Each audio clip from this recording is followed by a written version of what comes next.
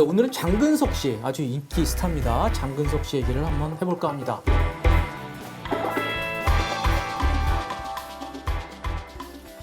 최근에 장근석 씨 모친이 이 조세 포탈로 유죄 판결을 받았다는 소식이 들렸습니다. 장 씨하고 직접 관련은 없다고 하는데요.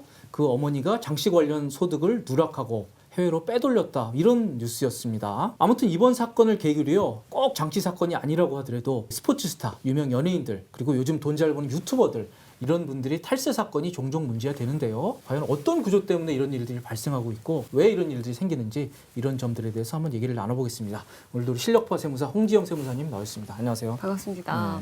연예인들 탈세 문제가 종종 보도가 됩니다. 그런데 연예인 고객 혹시 마저 보셨어요? 네, 있습니다. 그러세요? 연예인분들이 네. 돈을 많이 버는데 일반인들 기준에서는 좀 상상하기 어렵게 많이 버시거든요. 큰 돈이죠. 그렇죠. 뭐 몇십억, 몇백억을 1년 단위로 버시는데, 사람이 화장품을 바르고 아무리 뭐 마사지를 하고 뭐 운동을 하고 아무리 돈을 써도 그렇게 돈을 쓸 시간이 없거든요. 그렇죠. 비용 처리할 게 없다는 겁니다. 그렇습니다. 그래서 그런 부분 때문에 비용 처리할 방법들을 여러 가지를 생각해 보는 거죠. 요새 유튜브 같은 경우도 이제 가족법인 같은 걸 세워서 실제 이제 1인 기획사 같은 것들도 연예인분들도 하시잖아요. 네. 그러면 이제 그 기획사를 통해서 또는 이제 가족법인이나 이런 매니지먼트 회사를 통해서 세금을 이렇게 빼거나 하는데, 실제 매니지먼트 회사가 운영을 잘해서 이 사람의 연애 활동이라든지 뭐 유튜브 활동이라든지 이런 활동에 필요한 것이면 모르겠는데, 세금을 탈세, 뭐 네. 절세 하기 위해서 세금을 줄이기 위한 용도로 아무 하는 일 없이 사용하게 되면 이제 그런 부분은 나중에 세무조사 때 다 걸리게 되죠.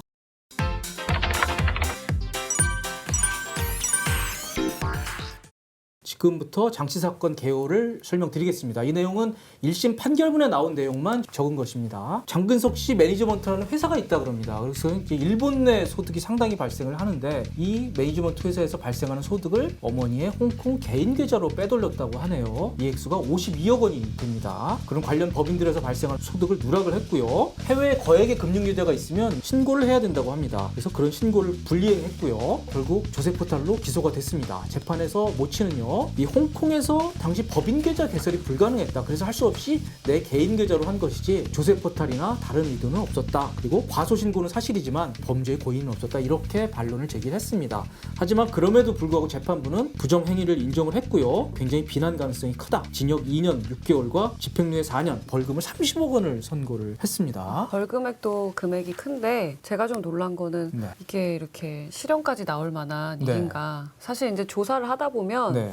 저희가 이제 조사 대응할 때 이렇게 세금이 많이 부과되거나 세금이 많이 나오는 건 같은 경우는 조세처벌법에 의해서 이제 3억 이상이 되거나 5억 이상이 되거나 이러면 사법 처리가 될 수 있거든요. 네. 그래서 사실은 그 부분을 막는 게 훨씬 더 중요해요. 그렇죠. 일단 세금으로 끝나야지. 이게 형사 문제로 가면 또 더 힘들어지잖아요. 그렇죠. 그래서 왜 그렇게 되지 않았을까라는 의문이 좀 개인적으로는 들었습니다. 네. 장근석 씨 모친 사건에 특이점이 두 가지 정도가 있어요. 네. 일단 왜 홍콩이었나? 한국하고 홍콩하고 사이에 과세 정보를 공유하는 제도는요, 2016년 9월 협정 이후예요. 그래서 이것 때문에 홍콩이 아니었을까 싶고요. 네. 2016년 9월 이전에는 홍콩 내 소득을 자진 신고하지 않으면 저희 과세 당국에서 파악하는 게 불가능했어요. 그렇군요. 근데 어떻게 걸렸을까요? 그러니까 그게 신기한 거예요. 네. 걸린 게 신기한데. 네. 바로 그 해답이 판결문에 살짝 나옵니다. 네. 그래서 일본 과세 당국이 한국 국세청에 이 조세 정보를 제공을 했어요. 네. 그 시점이 16년 11월이고 한국 국세청이 17년에 세무조사를 하게 된 거죠. 네. 그러면서 이제 세무조사도 당하고 결국 이제 기소까지 돼서 유죄 판결을 받은 그런 사안입니다. 그런데 외국하고 과세 정보가 저렇게 교환이 된다는 게 좀 놀랍습니다. FACTA라고 해서 한국하고 미국하고 과세 협정도 공유가 되거든요. 네. 그래서 이것 때문에 그때 당시에 뭐 미국의 영주권을 포기하거나 이런 부분들도 많았고요. 네. 서로 이제 과세 정보하고 금융 정보를 교환하게 됩니다. 그래서 우리나라에 있는 거주자는 미국 내 재산을 국내 과세 당국, 즉 국세청에 신고하게 되고요. 미국의 거주자는 이제 한국에 있는 재산을 미국의 국세청에다가 신고하게 되는 네. 거죠. 근데 예전에는 이제 그냥 신고 안 하고 잊어버리면 그만이었는데, 모르잖아요, 서로. 예. 예, 근데 서로가 이제 정보가 교류가 되니까 이게 걸리게 되면은 양쪽에서 자료를 공유하고 그리고 과세하는 자료의 기초로 활용이 되죠. 작년에 그 조양호 회장, 대한항공 조양호 회장 타계할 때 기사를 보면은 그 선친인 조중훈 회장이 아마 스위스 그 비밀 계좌에 돈을 넣었던 모양입니다. 그게 네. 조양호 회장 타계 이후에 또 걸려가지고 거액의 또 세금을 부과받았다 그런 기사도 나오더라고요. 이 문제는 요 정도 하고요. 연예인 탈세 문제를 한번 본격적으로 한번 다뤄보겠습니다. 제일 쉬운 게 법인 설립을 하는 거예요. 아까 법인 처음에 설립을, 말씀드렸다시피 법인 설립을 하고 이 법인하고 가짜로 세금 계산서 같은 걸 끊고 뭐 필요하지 않은데 세금 계산서 해서 증빙을 마련해서 연예인이나 뭐 유튜버나 크리에이터들의 비용을 이제 과다하게 계산하는 거죠. 가짜 세금 계산서네요. 네, 그렇죠. 그래서 이 부분이 제일 큰데 그 유모 씨, 그 우리나라에 되게 훌륭하신 미담을 네, 제조하신 네. MC 분 있잖아요. 그래서 그분은 저희 세무사들 사이에서도 유명하신 게 거의 경비를 안 넣고 신고한다. 아, 그렇군요. 이런 그냥 세금 낼 네. 걸 다 내신다.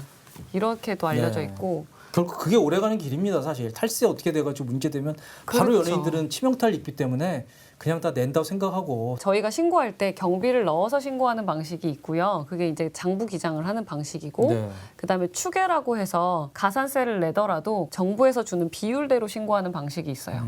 근데 이제 추계로 신고했을 때는 정부에서 비율대로 신고를 했고 거기에 대한 가산세도 부담했기 때문에 세무조사에 우려가 없거든요. 그렇군요. 그러니까 세금을 아주 많이 내더라도 그렇게 하는 사례들도 있습니다. 연예인들 같은 경우에는 뭐 이제 옷값을 부풀리거나 되게 이제 이런 건데 스포츠 스타들은 옷도 별거 안 입잖아요. 스포츠 스타들은 어떻게 하나요? 국내에 계신 분들 같은 경우에 이제 뭐 법인을 차리거나 이렇게 하는 경우가 있고 네. 그리고 뭐 예를 들어서 저는 이제 그런 얘기를 들어는 봤어요. 네. 스포츠스타 선수의 뭐 부모님께서 어떤 뭐 자격증 같은 거를 따시는 거죠. 네. 상담사라던가 이런. 그래서 그런 거에 대한 걸 진짜 부모님하고는 통화는 매일 할 테니까 네. 이제 상담 같은 걸 해주고. 그걸 비용으로 잡는 거예요? 예, 그렇죠.